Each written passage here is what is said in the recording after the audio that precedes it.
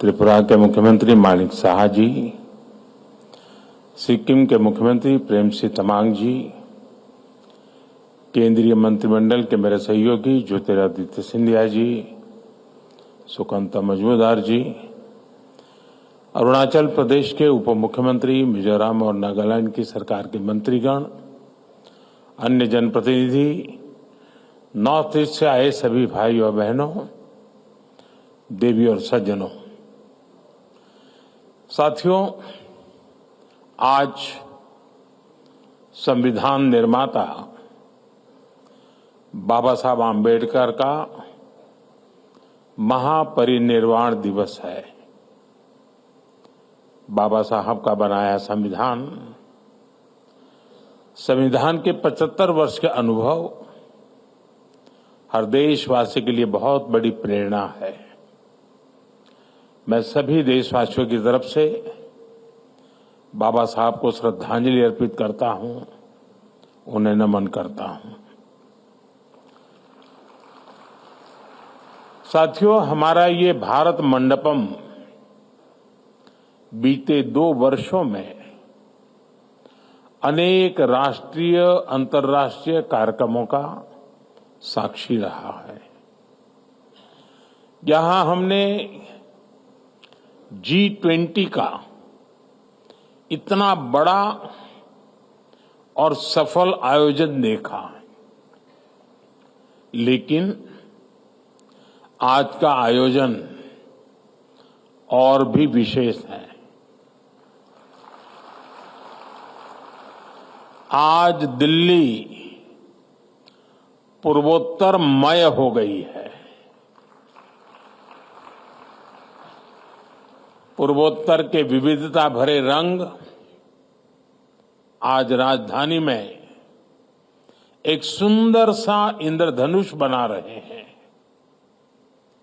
आज हम यहां पर पहला अष्टलक्ष्मी महोत्सव मनाने के लिए इकट्ठा हुए हैं। आने वाले 3 दिन तक ये महोत्सव हमारे नॉर्थ ईस्ट का सामर्थ्य पूरे देश को दिखाएगा, पूरे विश्व को दिखाएगा। यहां व्यापार कारोबार से जुड़े समझौते होंगे, नॉर्थ ईस्ट के उत्पादों से दुनिया परिचित होगी, नॉर्थ ईस्ट का कल्चर, वहां की कुजीन आकर्षण का केंद्र होगा। नॉर्थ ईस्ट के जो हमारे अचीवर्स हैं, जिनमें से अनेक पद्म पुरस्कार विजेता यहां मौजूद हैं, इन सभी की प्रेरणा के रंग बिखरेंगे। ये पहला और अनोखा आयोजन है जब इतने बड़े स्तर पर नॉर्थ ईस्ट में निवेश के द्वार खुल रहे हैं। ये नॉर्थ ईस्ट के किसानों, कारीगरों, शिल्पकारों के साथ साथ दुनिया भर के निवेशकों के लिए भी एक बेहतरीन अवसर है। नॉर्थ ईस्ट का पोटेंशियल क्या है, ये हम यहां जो प्रदर्शनी लगी है, यहां जो हाट बाजार में भी अगर जाएंगे तो हम अनुभव कर सकते हैं उसकी विविधता, उसके सामर्थ्य को। मैं अष्टलक्ष्मी महोत्सव के आयोजकों को, नॉर्थ ईस्ट के सभी राज्यों के निवासियों को, यहां आए सभी निवेशकों को, यहां आने वाले सभी अतिथियों को बधाई देता हूं, अपनी शुभकामनाएं देता हूं।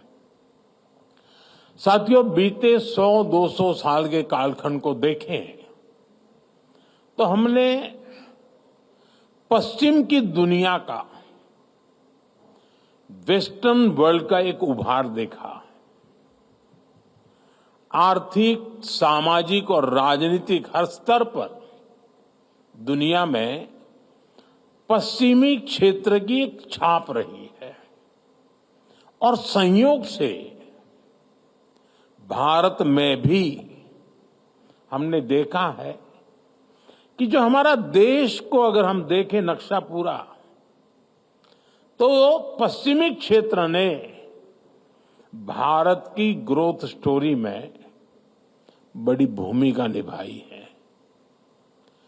इस वेस्ट सेंट्रिक कालखंड के बाद अब कहा जाता है कि 21वीं सदी ईस्ट की है, एशिया की है, पूर्व की है, भारत की है।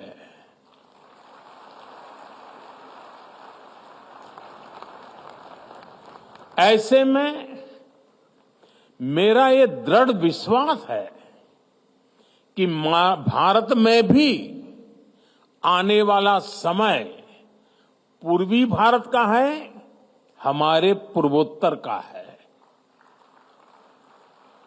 बीते दशकों में हमने मुंबई, अहमदाबाद, दिल्ली, चेन्नई, बेंगलुरु, हैदराबाद ऐसे बड़े शहरों को उभरते देखा है। आने वाले दशकों में हम गुवाहाटी, अगरतला, इम्फाल, ईटानगर, गंगटोक, कोहिमा, शिलांग और आइजोल जैसे शहरों का नया सामर्थ्य देखने वाले हैं। और उसमें अष्टलक्ष्मी जैसे इन आयोजनों की बहुत बड़ी भूमिका होगी। साथियों, हमारी परंपरा में मां लक्ष्मी को सुख, आरोग्य और समृद्धि की देवी कहा जाता है। जब भी लक्ष्मी जी की पूजा होती है तो हम उनके 8 रूपों को पूजते हैं। आदि लक्ष्मी, धन लक्ष्मी, धान्य लक्ष्मी, गज लक्ष्मी, संतान लक्ष्मी, वीर लक्ष्मी, विजय लक्ष्मी और विद्या लक्ष्मी। इसी तरह भारत के पूर्वोत्तर में 8 राज्यों की अष्टलक्ष्मी विराजमान है। असम, अरुणाचल प्रदेश, मणिपुर, मेघालय, मिजोरम, नागालैंड, त्रिपुरा और सिक्किम, नॉर्थ ईस्ट के इन 8 राज्यों में अष्टलक्ष्मी के दर्शन होते हैं। अब जैसे पहला रूप है आदि लक्ष्मी। हमारे नॉर्थ ईस्ट के हर राज्य में आदि संस्कृति का सशक्त विस्तार है। नॉर्थ ईस्ट के हर राज्य में अपनी परंपरा, अपनी संस्कृति का उत्सव मनाया जाता है। मेघालय का चेरी ब्लॉसम फेस्टिवल, नागालैंड का हार्नबिल फेस्टिवल, अरुणाचल का ऑरेंज फेस्टिवल, मिजोरम का चपचार कूट फेस्टिवल, असम का बिहू, मणिपुरी नृत्य, कितना कुछ है नॉर्थ ईस्ट में। साथियों, दूसरी लक्ष्मी धन लक्ष्मी, यानी प्राकृतिक संसाधन का भी नॉर्थ ईस्ट पर भरपूर आशीर्वाद है। आप भी जानते हैं, नॉर्थ ईस्ट में खनिज, तेल, चाय के बागान और बायोडायवर्सिटी का अद्भुत संगम है। वहां रिन्यूएबल एनर्जी का बहुत बड़ा पोटेंशियल है। धन लक्ष्मी का ये आशीर्वाद पूरे नॉर्थ ईस्ट के लिए वरदान है।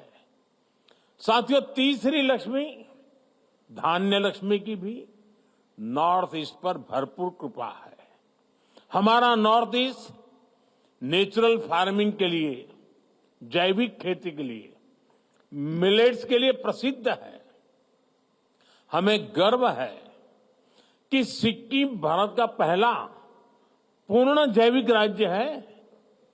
नॉर्थ ईस्ट में पैदा होने वाले चावल, बांस, मसाले और औषधीय पौधे वहां कृषि की शक्ति को दिखाते हैं।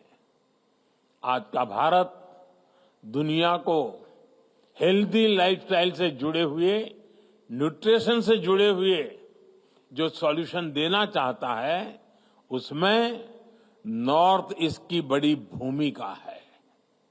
साथियों, अष्टलक्ष्मी की चौथी लक्ष्मी है गजलक्ष्मी। गजलक्ष्मी कमल पर विराजमान है और उनके आसपास हाथी है। हमारे नॉर्थ ईस्ट में विशाल जंगल है। काजीरंगा, मानस मेहाओ जैसे नेशनल पार्क और वाइल्ड लाइफ सेंचुरी है। वहां अद्भुत गुफाएं हैं, आकर्षक झीलें हैं। गजलक्ष्मी का आशीर्वाद नॉर्थ ईस्ट को दुनिया का सबसे शानदार टूरिज्म डेस्टिनेशन बनाने का सामर्थ्य रखता है। साथियों, पांचवी लक्ष्मी है संतान लक्ष्मी, यानी उत्पादकता की, क्रिएटिविटी की प्रतीक। नॉर्थ ईस्ट क्रिएटिविटी के लिए, स्किल के लिए जाना जाता है। जो लोग यहां एग्जीबिशन में जाएंगे, हाट बाजार में जाएंगे, उन्हें नॉर्थ ईस्ट की क्रिएटिविटी दिखेगी। हैंडलूम्स का, हैंडीक्राफ्ट्स का ये हुनर सबका दिल जीत लेता है। असम का मूगा सिल्क, मणिपुर का मोइरंगा फी, वांगखेई फी, नागालैंड की चाखेसांग शॉल, ऐसे दर्जनों जीआई टैग प्रोडक्ट्स हैं जो नॉर्थ ईस्ट की क्राफ्ट को, क्रिएटिविटी को दिखाते हैं। साथियों, अष्टलक्ष्मी की छठी लक्ष्मी है वीर लक्ष्मी। वीर लक्ष्मी यानी साहस और शक्ति का संगम। नॉर्थ ईस्ट नारी शक्ति के सामर्थ्य का प्रतीक है। मणिपुर का नुपी लान आंदोलन महिला शक्ति का उदाहरण है।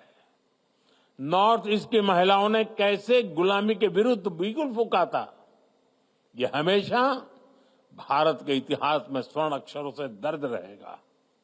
रानी गाइडिनल्यू, कनकलता बरुआ, रानी इंदिरा देवी, लल्लू रोपलियानी, लोक गाथाओं से लेकर हमारी आजादी की लड़ाई तक नॉर्थ ईस्ट की नारी शक्ति ने पूरे देश को प्रेरणा दी है।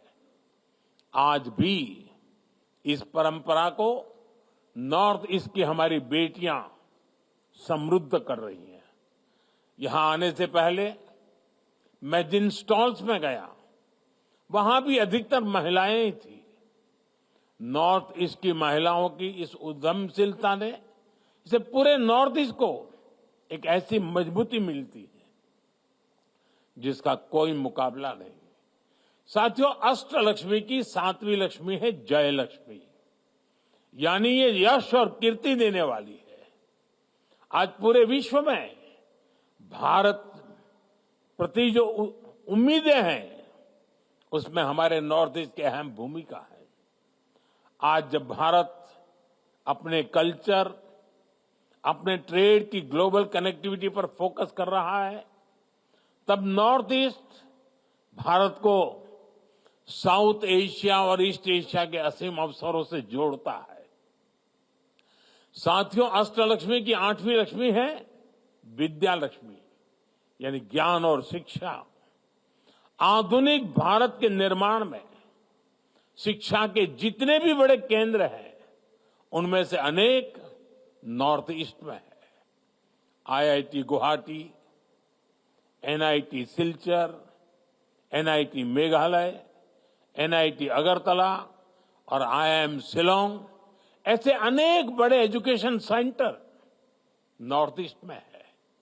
नॉर्थ ईस्ट को अपना पहला एम्स मिल चुका है। देश की पहली नेशनल स्पोर्ट्स यूनिवर्सिटी भी मणिपुर में ही बन रही है। मैरी कॉम, वाईचुंग भूटिया, मीराबाई चानू, लवलीना, सरिता देवी, ऐसे कितने ही स्पोर्ट्स पर्सन नॉर्थ ईस्ट ने देश को दिए हैं। आज नॉर्थ ईस्ट टेक्नोलॉजी से जुड़े स्टार्टअप्स, सर्विस सेंटर्स और सेमीकंडक्टर जैसे उद्योगों में भी आगे आने लगा है। इनमें हजारों नौजवान काम कर रहे हैं। यानी विद्या लक्ष्मी के रूप में ये रीजन युवाओं के लिए शिक्षा और कौशल का बड़ा केंद्र बन रहा है। साथियों, अष्टलक्ष्मी महोत्सव नॉर्थ ईस्ट के बेहतर भविष्य का उत्सव है। ये विकास के नूतन सूर्योदय का उत्सव है, जो विकसित भारत के मिशन को गति देने वाला है। आज नॉर्थ ईस्ट में इन्वेस्टमेंट के लिए इतना उत्साह है। बीते एक दशक में हम सब ने नॉर्थ ईस्ट रीजन के विकास की एक अद्भुत यात्रा देखी है, लेकिन यहां तक पहुंचना सरल नहीं था। नॉर्थ ईस्ट के राज्यों को भारत की ग्रोथ स्टोरी के रूप साथ जोड़ने के लिए हमने हर संभव कदम उठाए हैं। लंबे समय तक हमने देखा है कि विकास को भी कैसे वोटों की संख्या से तोला गया। नॉर्थ ईस्ट के राज्यों के पास वोट कम थे, सीटें कम थी, इसलिए पहले की सरकारों द्वारा वहां के विकास पर भी ध्यान नहीं दिया गया। ये अटल जी की सरकार थी जिसने नॉर्थ ईस्ट के विकास के लिए पहली बार अलग मंत्रालय बनाया। साथियों, बीते दशक में हमने मन से प्रयास किया कि दिल्ली और दिल, इससे दूरी का जो भाव है वो कम होना चाहिए। केंद्र सरकार के मंत्री 700 से अधिक बार नॉर्थ ईस्ट के राज्यों में गए हैं, लोगों के साथ वहां लंबा समय गुजारा है। इससे सरकार का नॉर्थ ईस्ट के साथ, उसके विकास के साथ एक इमोशनल कनेक्ट भी बना है। इससे वहां के विकास को अद्भुत गति मिली है। मैं एक आंकड़ा देता हूं। नॉर्थ ईस्ट के विकास को गति देने के लिए 90 के दशक में एक पॉलिसी बनाई गई थी। इसके तहत केंद्र सरकार के 50 से ज्यादा मंत्रालयों को अपने बजट का 10% नॉर्थ ईस्ट में निवेश करना पड़ता था। इस नीति के बनने के बाद से लेकर साल 2014 तक जितना बजट नॉर्थ ईस्ट को मिला है, उससे कहीं अधिक हमने सिर्फ बीते 10 सालों में दिया है। बीते दशक में एक स्कीम के तहत ही 5 लाख करोड़ रुपए से अधिक नॉर्थ ईस्ट में खर्च किया गया है। ये नॉर्थ ईस्ट को लेकर वर्तमान सरकार की प्राथमिकता दिखाता है। साथियों, इस स्कीम के अलावा भी हमने कई बड़ी स्पेशल योजनाएं नॉर्थ ईस्ट के लिए शुरू की है। PM divine, special infrastructure development scheme और नॉर्थ ईस्ट वेंचर फंड। इन स्कीम से रोजगार के अनेक नए अवसर बने हैं। हमने नॉर्थ ईस्ट के इंडस्ट्रियल पोटेंशियल को बढ़ावा देने के लिए उन्नति स्कीम भी शुरू की है। नए उद्योगों के लिए बेहतर माहौल बनेगा तो नए रोजगार भी बनेंगे। अब जैसे सेमीकंडक्टर का सेक्टर भारत के लिए भी नया है, इस नए सेक्टर को गति देने के लिए भी हमने नॉर्थ ईस्ट को, असम को चुना है। नॉर्थ ईस्ट में जब इस प्रकार की नई इंडस्ट्री लगेगी तो देश और दुनिया के निवेशक वहां नई संभावनाएं तलाशेंगे। साथियों, नॉर्थ ईस्ट को हम इमोशन, इकोनॉमी और इकोलॉजी, इस त्रिवेणी से जोड़ रहे हैं। नॉर्थ ईस्ट से हम सिर्फ इंफ्रास्ट्रक्चर ही नहीं बना रहे, बल्कि भविष्य की एक सशक्त नींव तैयार कर रहे हैं। बीते दशकों में नॉर्थ ईस्ट की बहुत बड़ी चुनौती रही थी कनेक्टिविटी। दूर सुदूर के शहरों में पहुंचने के लिए कई कई दिन और हफ्ते लग जाते थे। हालत ये थी कि ट्रेन की सुविधा तक कई राज्यों में नहीं थी। इसलिए 2014 के बाद हमारी सरकार ने फिजिकल इंफ्रास्ट्रक्चर पर भी और सोशल इंफ्रास्ट्रक्चर पर भी बहुत ज्यादा फोकस किया। इससे नॉर्थ ईस्ट में इंफ्रास्ट्रक्चर की क्वालिटी और लोगों के जीवन की क्वालिटी दोनों में जबरदस्त सुधार हुआ। हमने प्रोजेक्ट्स के इम्प्लीमेंटेशन को भी तेज किया। कई वर्षों से चल रहे प्रोजेक्ट पूरे किए गए। आप बोगीबील ब्रिज का ही उदाहरण लीजिए। कई सालों से लटके इस प्रोजेक्ट के पूरा होने से पहले धेमाजी से डिब्रूगढ़ तक की यात्रा में पूरा एक दिन लगता था। आज एक आधे घंटे में ही ये सफर पूरा हो जाता है। ऐसे कई उदाहरण मैं दे सकता हूं। साथियों, बीते 10 सालों में करीब 5,000 किलोमीटर के नेशनल हाईवे वो प्रोजेक्ट्स पूरे हो चुके हैं। अरुणाचल प्रदेश में सेला टनल हो, Bharat Myanmar Thailand trilateral highway हो, नागालैंड मणिपुर और मिजोरम में बॉर्डर रोड्स हो, इससे एक सशक्त रोड कनेक्टिविटी का विस्तार हो रहा है। पिछले साल G20 के दौरान भारत ने आईमेक का विजन दुनिया के सामने रखा है। आईमेक यानी Bharat middle east Europe corridor Bharat के नॉर्थ ईस्ट को दुनिया से जोड़ेगा। साथियों, नॉर्थ ईस्ट की रेल कनेक्टिविटी में कई गुना वृद्धि हुई है। अब नॉर्थ ईस्ट के राज्यों की सभी राजधानियों को रेल से कनेक्ट करने का काम पूरा होने वाला है। नॉर्थ ईस्ट में पहली वंदे भारत ट्रेन भी चलने लगी है। बीते 10 वर्षों में नॉर्थ ईस्ट में एयरपोर्ट्स और फ्लाइट्स की संख्या लगभग दोगुनी हो गई है। ब्रह्मपुत्र और बराक नदियों पर वाटरवे बनाने का काम चल रहा है। सबरूम लैंड पोर्ट से भी वाटर कनेक्टिविटी बेहतर हो रही है। साथियों, मोबाइल और गैस पाइपलाइन कनेक्टिविटी को लेकर भी तेज गति से काम हो रहा है। नॉर्थ ईस्ट के हर राज्य को नॉर्थ ईस्ट गैस ग्रिड से जोड़ा जा रहा है।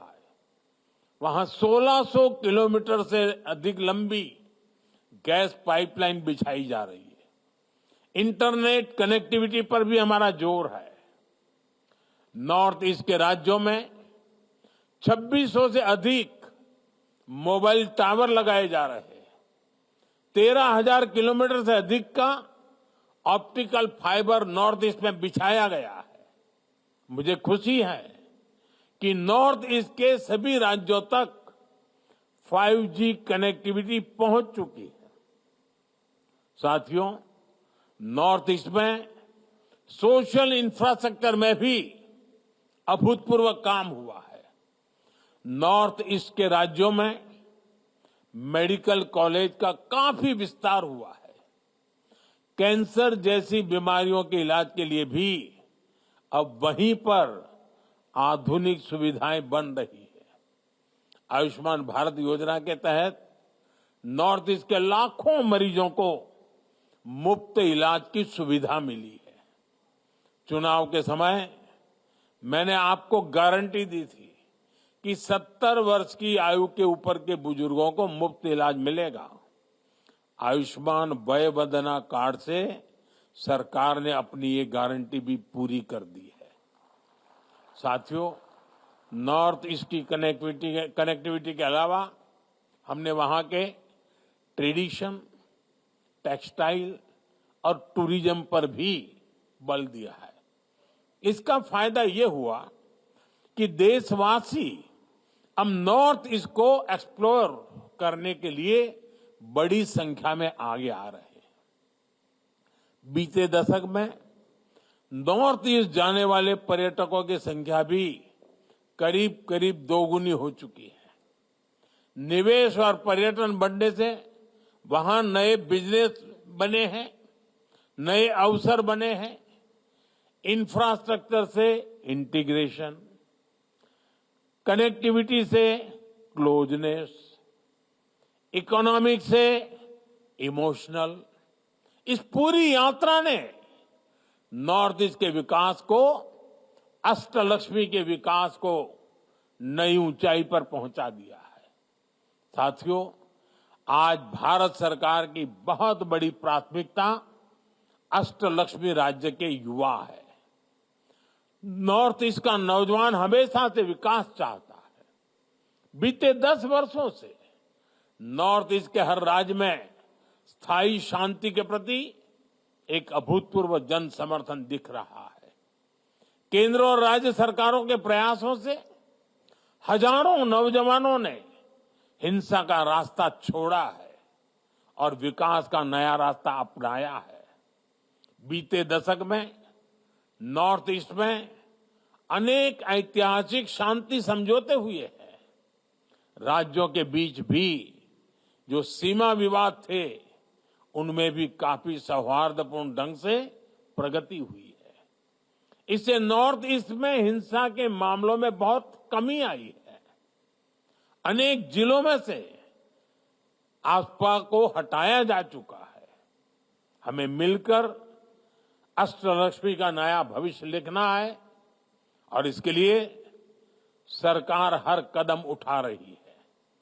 साथियों, हम सभी की ये आकांक्षा है कि नॉर्थ ईस्ट के प्रोडक्ट्स दुनिया के हर बाजार तक पहुंचने चाहिए।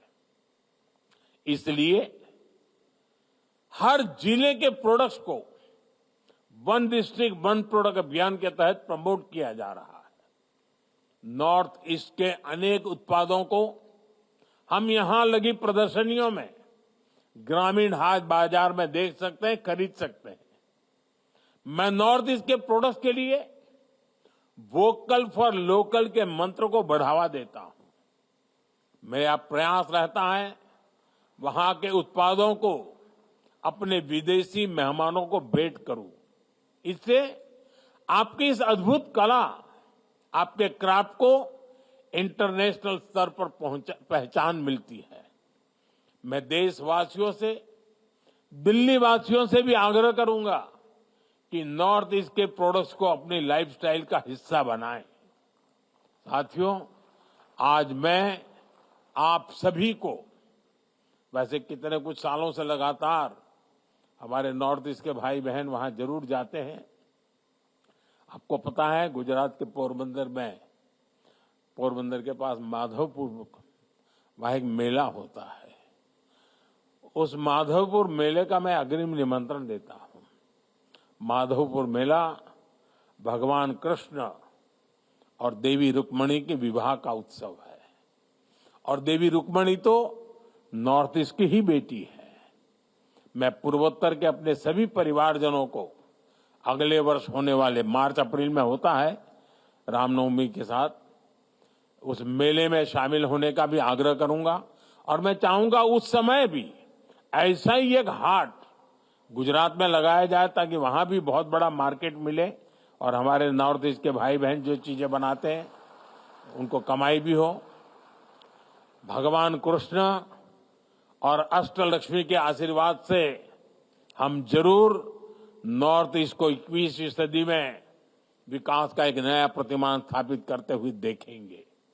इसी कामना के साथ मैं अपनी बात समाप्त करता हूं। मैं इसको बड़ी सफलता के लिए शुभकामनाएं देता हूं। बहुत बहुत धन्यवाद। बहुत बहुत आभार।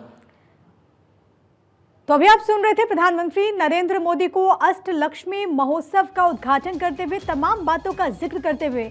जब अपने संबोधन की उन्होंने शुरुआत की तो वो कहते हैं कि आज देश की राजधानी दिल्ली पूर्वोत्तर के रंग में रंगी हुई है। इसके साथ ही साथ ये भी प्रधानमंत्री नरेंद्र मोदी ने कहा कि किस तरीके से देश आगे बढ़ रहा है।